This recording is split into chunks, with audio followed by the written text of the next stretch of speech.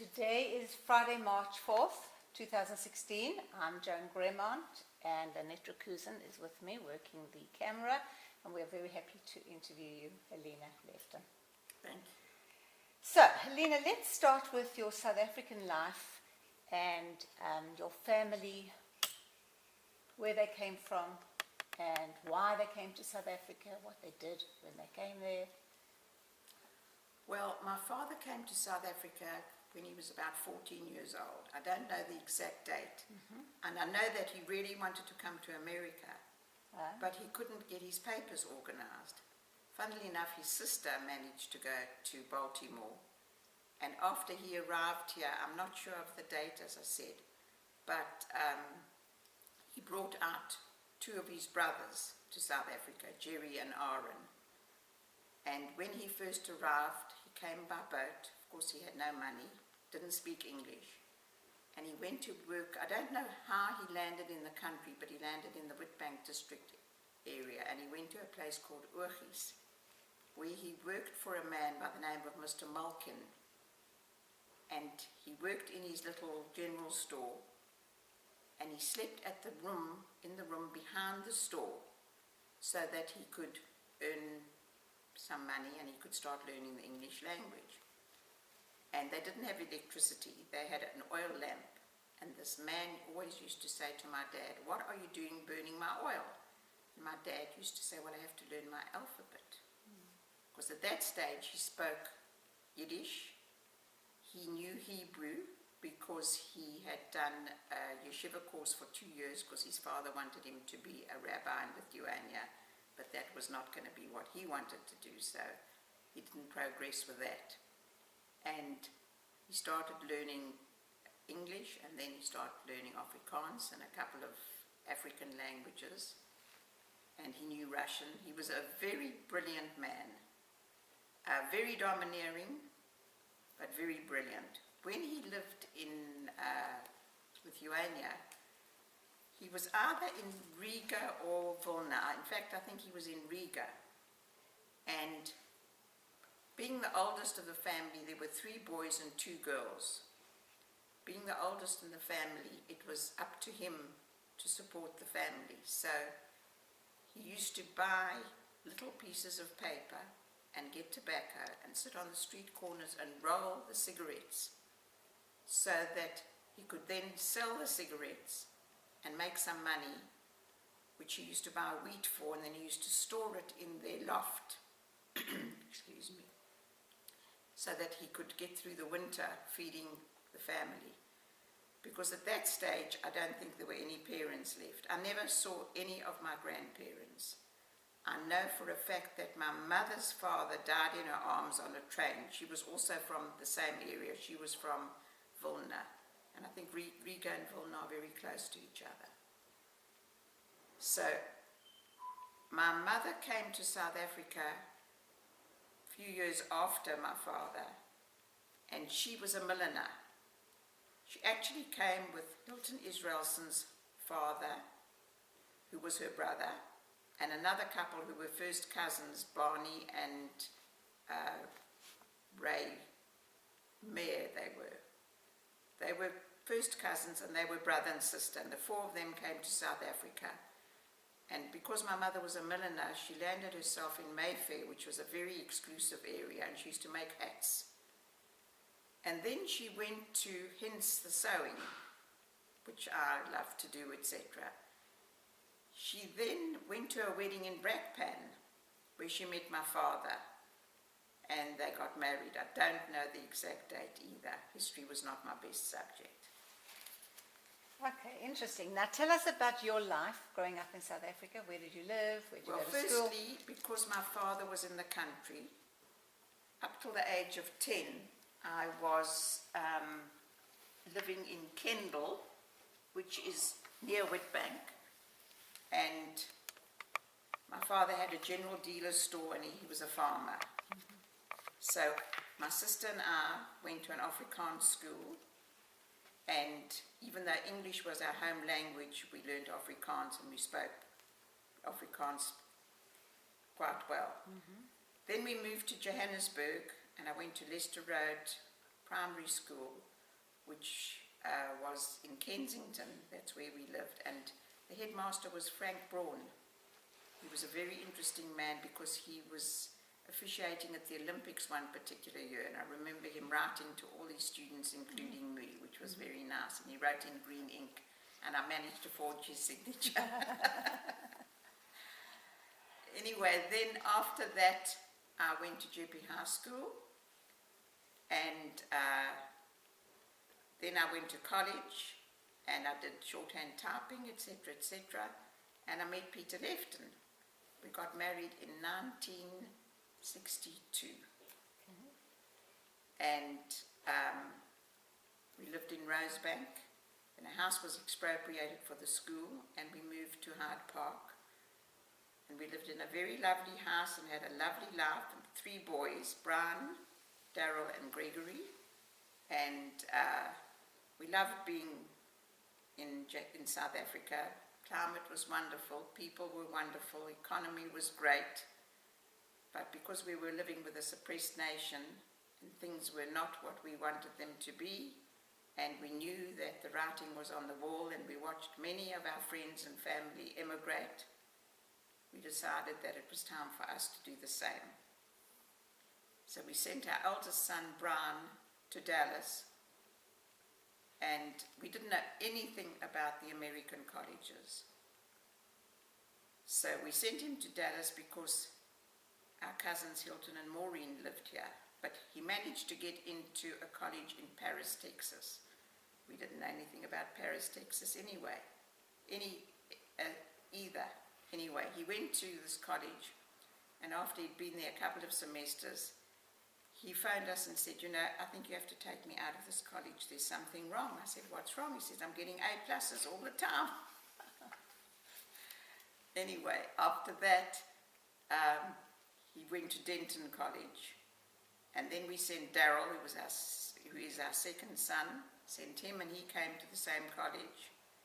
And we were left in South Africa with Gregory, who at that stage was about 15. And when he was 16, we decided it was time to move. After we'd spent many an evening discussing it, lying in bed, going to sleep, waking up at 3 o'clock in the morning and thinking, should we go, and we decided, we'll come to America and we'll have a look. So Peter said, what's the point of just going to America and looking around everywhere? We just go to Dallas and we see that we like it, because we're not going to spend 5 years going around America trying to find the place. We came to Dallas. I didn't know whether I liked it or I didn't like it, nor did he, but we decided it was Dallas. And then when we arrived here, everything was, of course, very, very strange. We found the people to be wonderful, which they still are, and found it difficult adjusting. The first 18 months, 2 years, there were lots of tears. And in those days, that was 1986, there were no emails, there were no iPads, and the telephone calls were expensive. So we had left at that stage. Peter's mother was still alive, but my father had passed on, and my mother unfortunately died very early in a motor smash. So we came to America, and we started acclimating, as the Americans say. Started getting into life and meeting people, and Peter started looking for a business, and he opened a couple of retail stores which did not do well, and then he went into home protection, which is a security company, and here we are. We've been here nearly 29 years, 30 years, I think. Lovely. So tell us about, in what way were others helpful when you arrived? Did you find the community welcoming to you as a new immigrant? Well, because Brian and Daryl were here before, and they knew many of the people, we were very welcomed. In fact, we used to stand outside most people's front doors, and Peter used to say to me, quickly tell me their names, which is true. And I used to stand there with my box of chocolates, and in we used to go.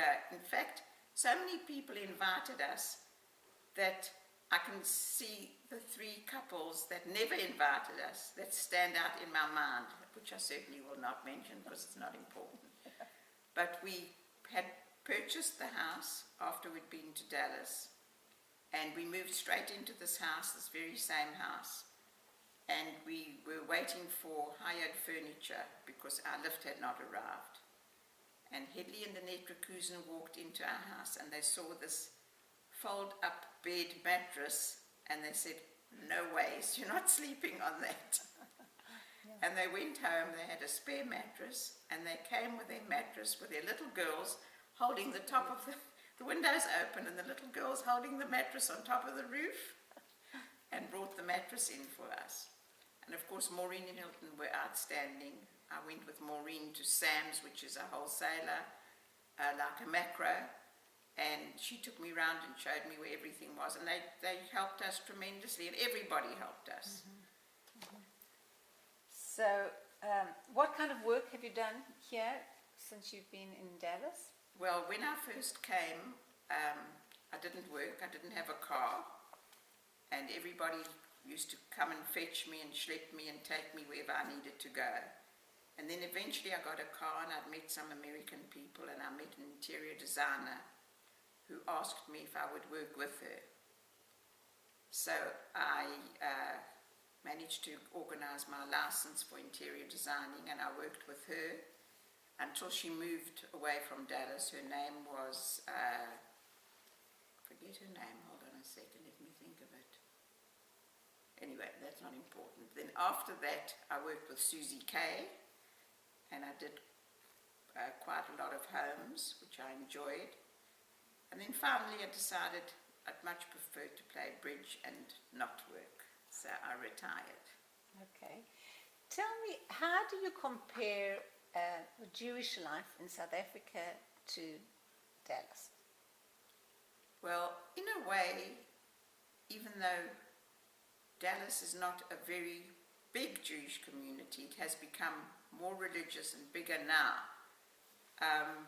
In a way, it was sort of more Jewish because we needed other people on Friday nights, whereas back in South Africa we had the families. That was a sort of taken for granted thing.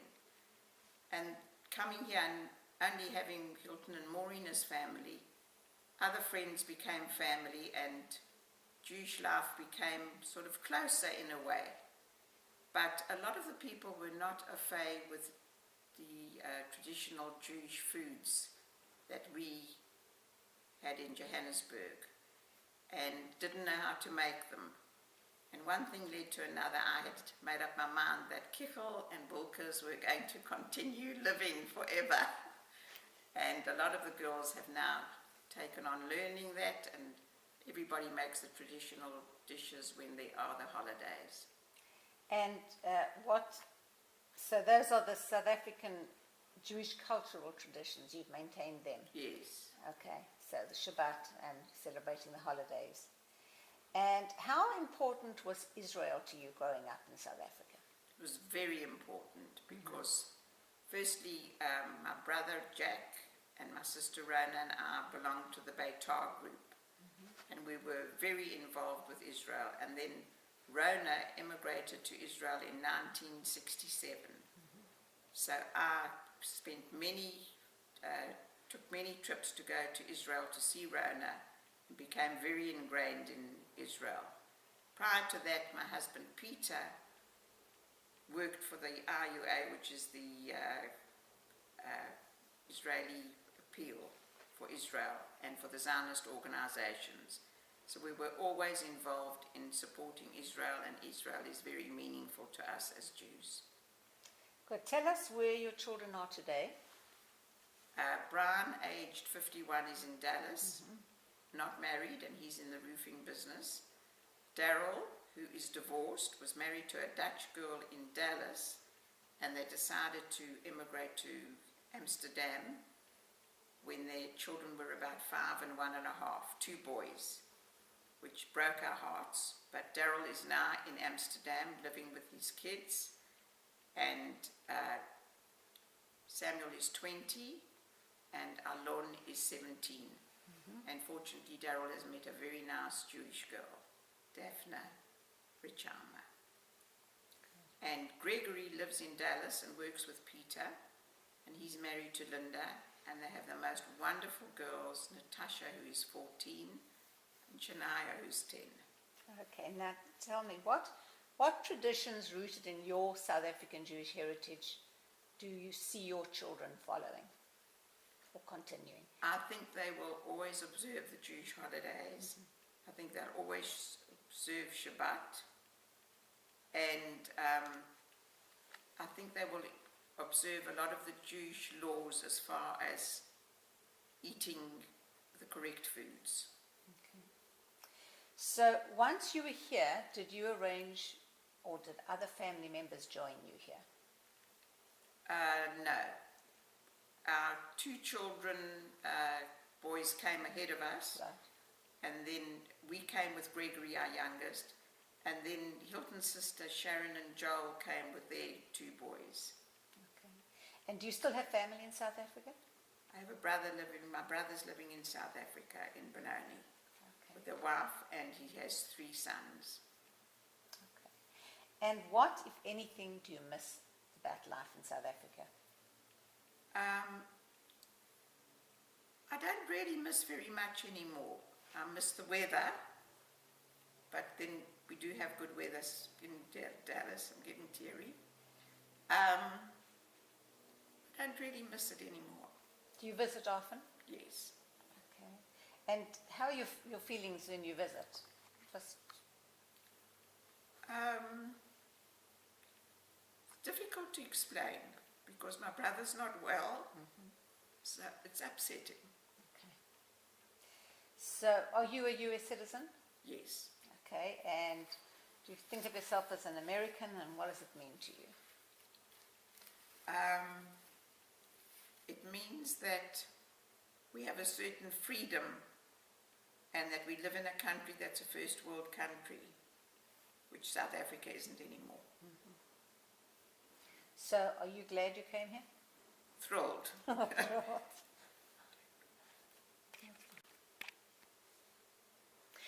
Is there anything we haven't covered that you'd like to tell us about? Well, obviously when my parents came to South Africa, they didn't have very much, but my mother came and brought the samovar with her. And I inherited the samovar, which is very meaningful to me. Okay. And I'm sure my kids will enjoy it one day. Good. Good. I don't know what happened to the top. The top sort of got lost. Yeah. All right. Thanks, Helena. Thank you so much. That was Thanks, lovely. Lynette. Thank Thank you. you, Joan. Thank you.